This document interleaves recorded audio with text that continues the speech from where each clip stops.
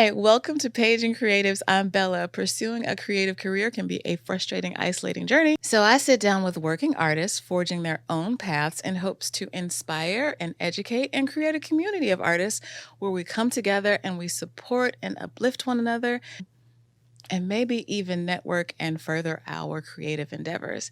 Today, I have the superhero, the actor, Rico Anderson, in the house. Rico, hi. What's up, Bella Cruz?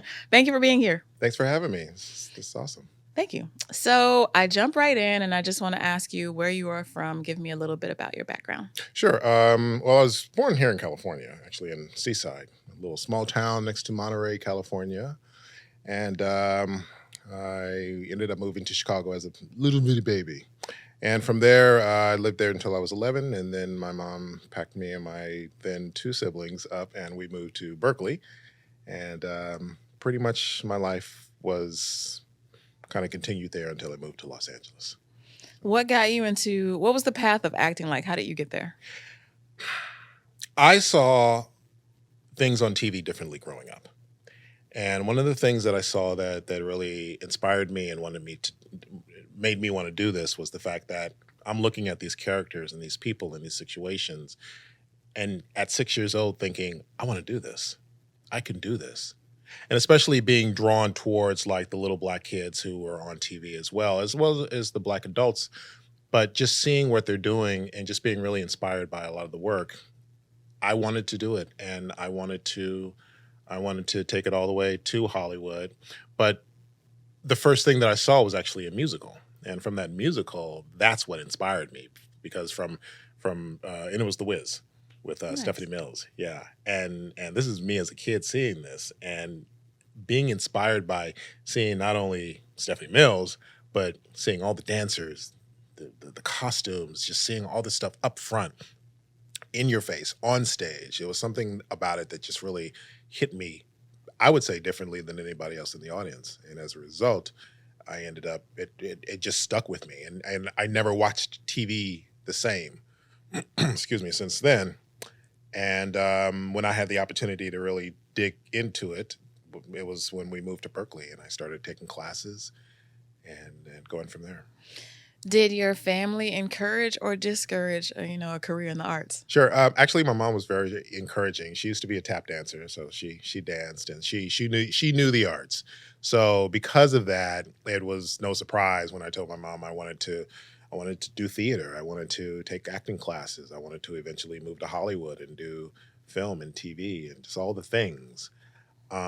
She was very supportive. Of course, when I went to college, I went to San Francisco State University. She was, like most parents hopefully should be, concerned that I would pick something that would, I guess, be more of a guarantee of a successful life, career, and basically what's going to make you money. Right. So she did suggest that I maybe tap into something that's similar to it or in the same family. So I ended up actually double majoring in broadcasting and theater arts. And I also minored in Black studies as a result as well. That's impressive. Yeah. Something else that's impressive is you are that rare breed of working actor. You don't have a side hustle. You make your money from being on camera, which is pretty impressive. Can you say something or anything to people who want to be in that position, or what you did to get there, how you stay there? Sure. It's a blessing to be able to do what I do. And I'm very grateful for the opportunities that were given to me. And, I worked hard. I knew I wanted to do this, and I set my goal, do it or bust. There's just no way I wasn't going to move to Los Angeles and pursue this and win. And honestly, over the years, I realized winning doesn't necessarily mean you're a series regular on a TV show or you're the lead in a major Hollywood blockbuster. Winning can mean so many different things. We're setting ourselves up to do something that's going to hopefully sustain us for the remainder of our lives and help us grow as the people that we decided to represent in this business. So I would say to people who want to do it, don't don't trip off the odds. Don't trip off the percentages. Don't look at anything other than what you want to do. Definitely look at and understand the realities of the business. There are realities, because it should be, for the most part, a matter of, I want to come here, I want to do it, I want to audition, I want to get the part based on the fact that I was the best actor in the room, or in today's cases, the best self-tape. But the realities are also, sometimes you don't book the job that way. Sometimes you don't book the job because you look like somebody's ex. It's a reality. There it is. Ain't nothing we can do about it. Yeah. That happened to me. It happens. I look like somebody's ex, and she sat up there right there, and she was like, I couldn't do it.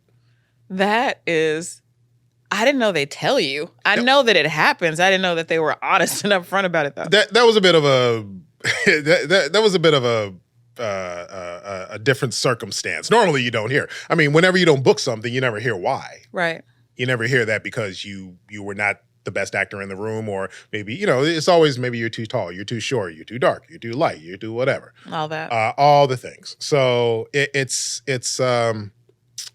I look at it like, you just have to understand the business as a whole and not pay attention to how the outcome is projected, how you see it on TV with the glitz and the glamour and the red carpets and the interviews and the lavish lifestyle, and this person was spotted here, this person was spotted there, what the Instagram profile shows, what the TikTok profile shows, what your Twitter followers look like.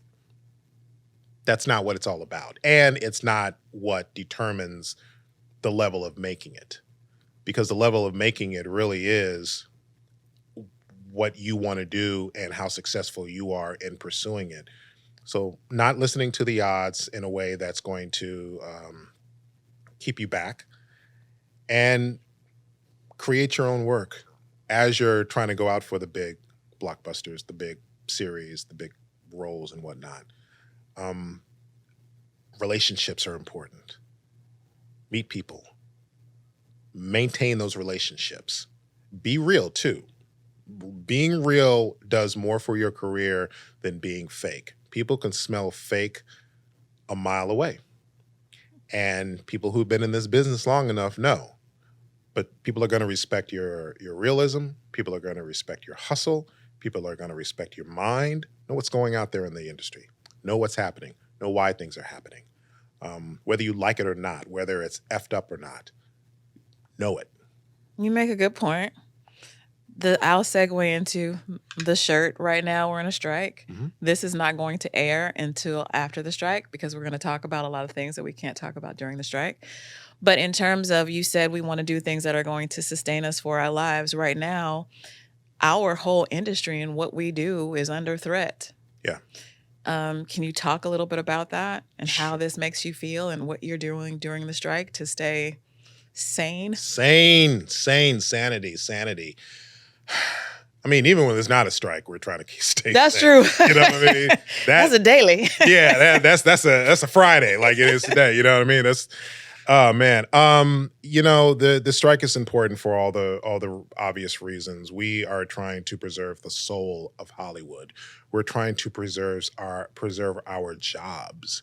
We're trying not to literally, and this is like a sci-fi situation in a lot of ways, we're trying not to be replaced by machines. Crazy. Let me say it again for the people in the back. We're trying not to be replaced by machines. This is, what? It's unprecedented. What? I mean, we already went through some sci-fi with the pandemic, okay? That was a sci-fi moment in a lot of ways. Things that, the situations and all that. So now here we are with our jobs literally being on the line because people who aren't even in this industry, people who are business people and not even of the industry that they own or represent, they're saying that they can do this for less. But it's not that they're trying to cut costs by eliminating a scene or, we don't need to shoot here because it costs too much, but we can make more money if we shoot it over there. No, we're talking about actually taking human beings and replacing them with something digital or or taking something like in post-production, and we don't need to bring the actors in to fill in that line, or we don't need to bring the actors in to reshoot that shot.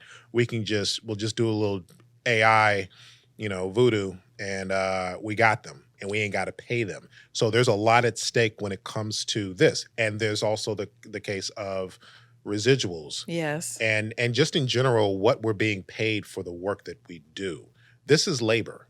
This is labor. We are a union, and what we do is labor.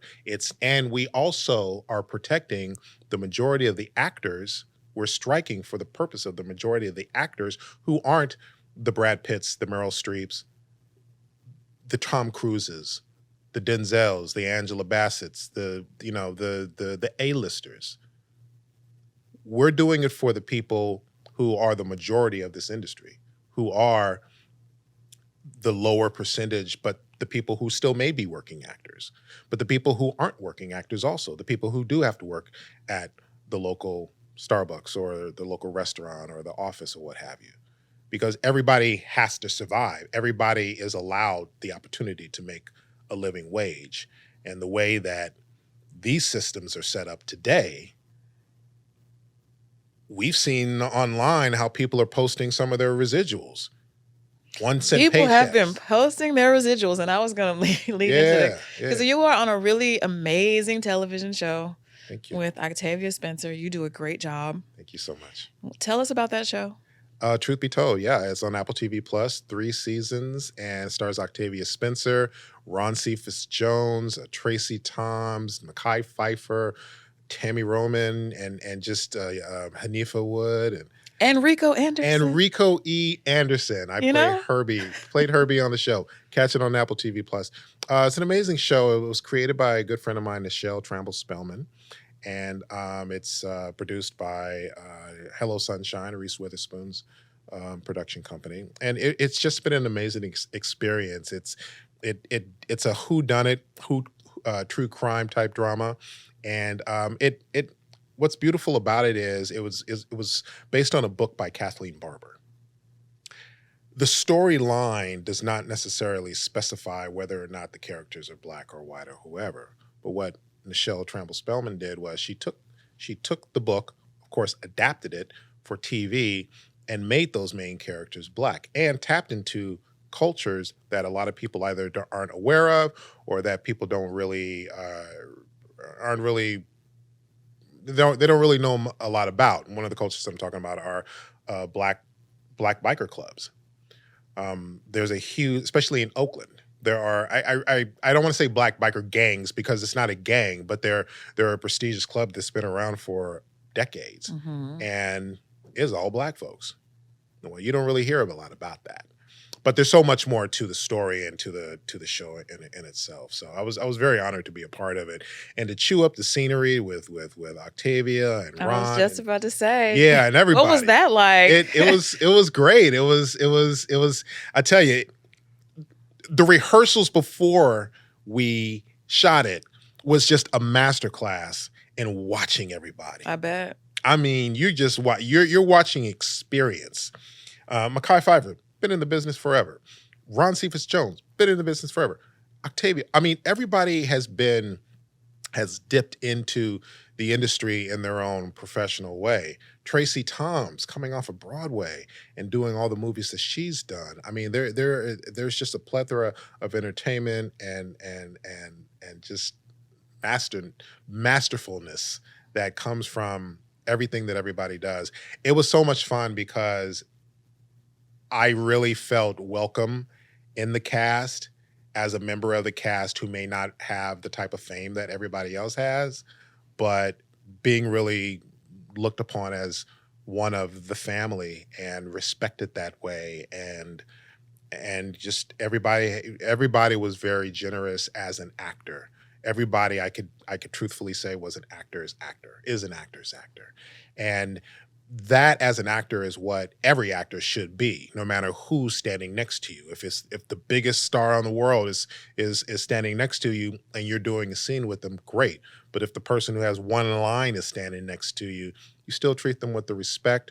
You still treat them with the all the training and all the things that we learn in acting 101. Because at the end of the day, it doesn't matter what our status is. We are all actors.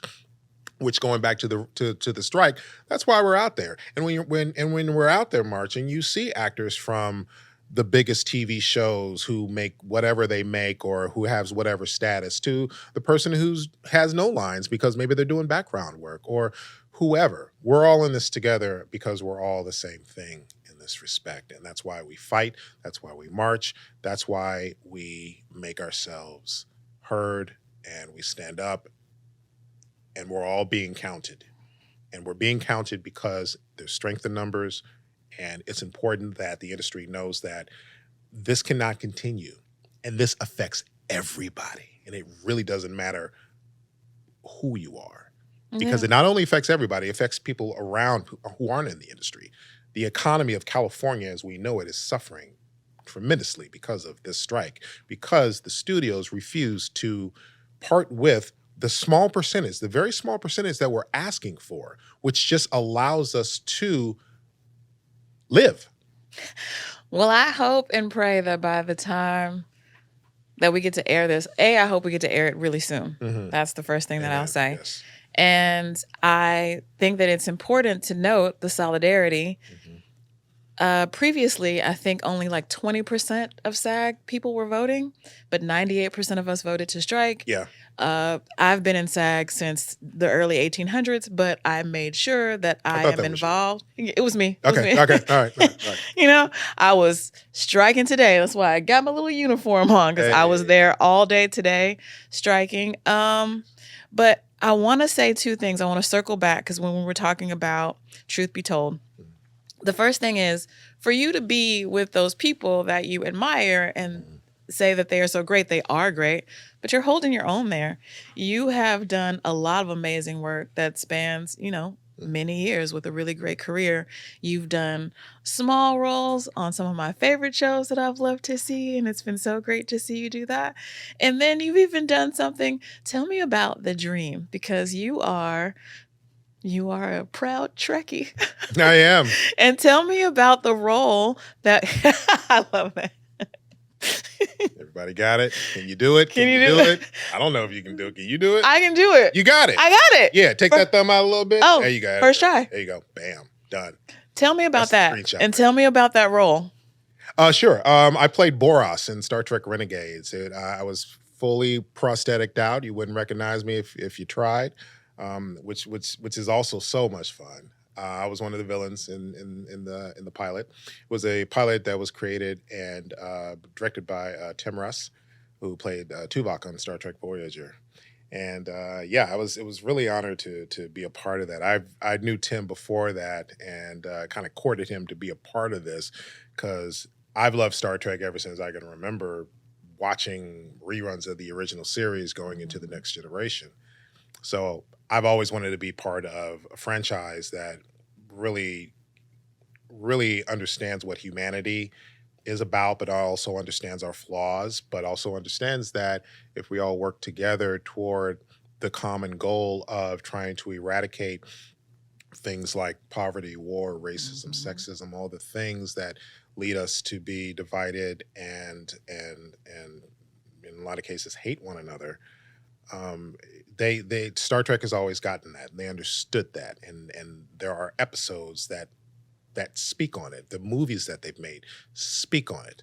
So, and it's a cool show. It's just fun and cool and full of just so many gadgets and stuff and the things and the people and I wanted to be a part of that. I wanted in. I love making art that affects humanity in whatever way, whether you're thinking, you're laughing, you're crying, you love me, you want to punch me in the face. I want to make the art that's going to make you feel. Star Trek does that. And that's what's beautiful about it. And that's why I was so honored to be a part of it. I love that, but I also love the fact that I can call you and ask you like, "Okay, I was just watching Loki. I didn't understand what happened here." You'll be like, Let me break it out for you, girl. Yeah. So first of all, that little thing that he did. Yeah. Okay. Yeah. Yeah. Well, comics have always been a thing for me as well. So I mean, I've been collecting comics ever since I was a kid. Yeah. And from the comics, you would see like a lot of live action from those comics, and I would love seeing the live action superheroes. Of course, Superman, Batman, all of those characters, Wonder Woman, and I loved seeing it. So fast forward, 200 years later, because I was around in the 1800s too when you joined SAG. Thanks. Yeah, no problem. So yeah, fast forward to years later where we're seeing all these amazing movies and TV shows of stuff that just looks like, hey, this is actually happening, People are actually flying in the air without a jetpack, and people are strong like the Hulk and can do this and do that, disappear and blah blah blah. So it's a cool time to be a nerd. It's also a cool time to see stuff that is on TV and in the movies, and to be a part of it would just be a dream. Just like being on Star Trek and being on the Orville was also another wonderful one. Again, I was in prosthetics in the Orville just like I was in Star Trek. Yeah, you guys just have to go through the Rico E. Anderson. List. Just the list. Just the list. Go to imdb.com and just look at it all. I mean, it's funny that you say that. Nerds run the world right now, so. We really do. Mm-hmm. We really do. Even down to some of the most unpleasant things like AI and what AI is offering, but how it's being used for the worst as opposed to how it can be used for good. The fact that somebody's looking at AI to actually kill a job that's been going on ever since the industry was formed, that's not right. And seriously, let's talk about the audacity. The audacity to say, hey, you, background performer, I'm going to give you $300-400. We're going to scan your whole body. And then you're going to agree. You're going to sign and agree that we can use your image for whatever we want. In perpetuity. In perpetuity. We ain't got to ever pay you again, also, and we will never have you on set again, because why do we? That's an insult. That's it's also not $300 or $400. It's less than that. It probably is. Yeah. Maybe I'm being way You're too being generous. super generous. Yeah. But I'm hopeful in that, whenever there's a new industry that pops up, things happen, and then life and the people, it corrects itself. Mm-hmm. I'm hoping by the time that we air this, and I'm hoping that it's expeditious, that it has corrected itself and people are doing the right things. Sometimes you have to be forced to do the right thing. Yep. And that's what we're doing right now. Yeah. But yeah. Well, Hollywood is changing. That reality is there. And like it or not, it's going to change no matter what. We're not necessarily trying to stop Hollywood from changing, but we're trying to make people recognize what you're doing is not cool, and you are affecting lives. You're affecting the reason why people, are in this industry. Well, I think this corporate greed has basically run amok. Sure. And I think that that's the correction that we need, because everyone is on strike right now. There's all the industries. Everyone is not being UPS paid enough. About to, Yeah, the hotel workers came down today to strike with us, and Broadway just secured a deal. Oh, well, that's good. Yeah, but they were up. They were about to be like, we're not. Hey. Yeah, but they were able to work it out. Of course, the Directors Guild was able to work things out. The Directors Guild are always going to be able to work it out, because a lot of directors are also producers. This is true too. I mean, hey, listen, there are a lot of things that are connected. There are a lot of things.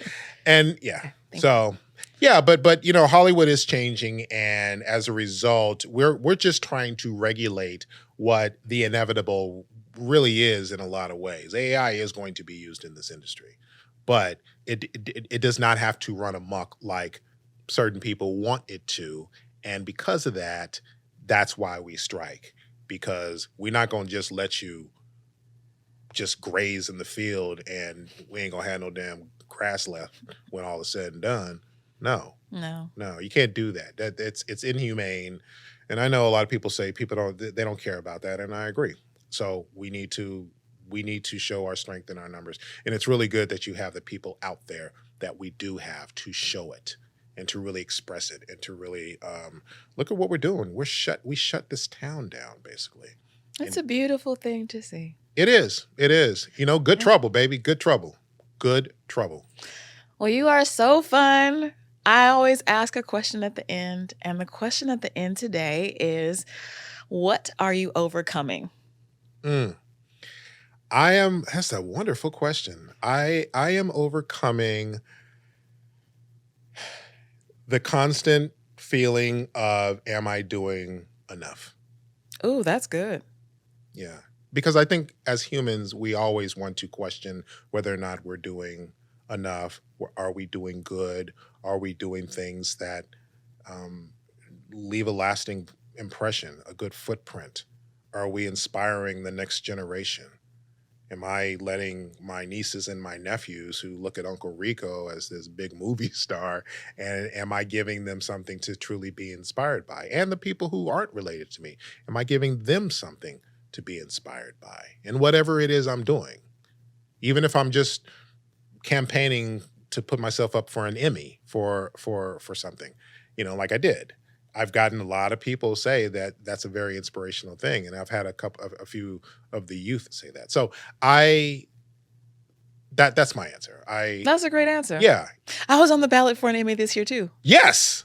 See? 'Cause we doing that. We do that. At the right camera. We doing that. We doing that. So, but that's and you know what? We are on the ballot because either somebody put us there or we did it ourselves. And regardless, it's an incredible coup, and I'm happy. I'm happy to be a part of that rare air. Go for it. If you want to do it, go for it. Yeah. If you want it bad enough, go get it. Don't let nobody stop you. Don't let nobody tell you nothing. As Han Solo said, never tell me the odds. I love that. We will end on that. Okay, tell everybody where they will find you, and I will link it as well. Sure. I am Rico Anderson is my Instagram. It's my Twitter. It's my thread. My threads. Yeah, I'm on it. And you should be too. Yeah. I am Rico Anderson on both Twitter, Instagram, Facebook, and all the things. And RicoAnderson.com. Yay. Thank you for being here today. Thanks, Bella. This is awesome. So thank you so much for watching and or listening to Paging Creatives. Please like, subscribe, follow, comment, do all the stuff. It really helps the channel. I'm so happy to do this with all of you. I don't know why it makes me laugh. Shh. It was a good flow, too. It was. I was almost there. We'll cut and paste it. I will cut and paste. Take 3. Creatives, your art brings light and love into the world, and I love and support you. Keep creating. I just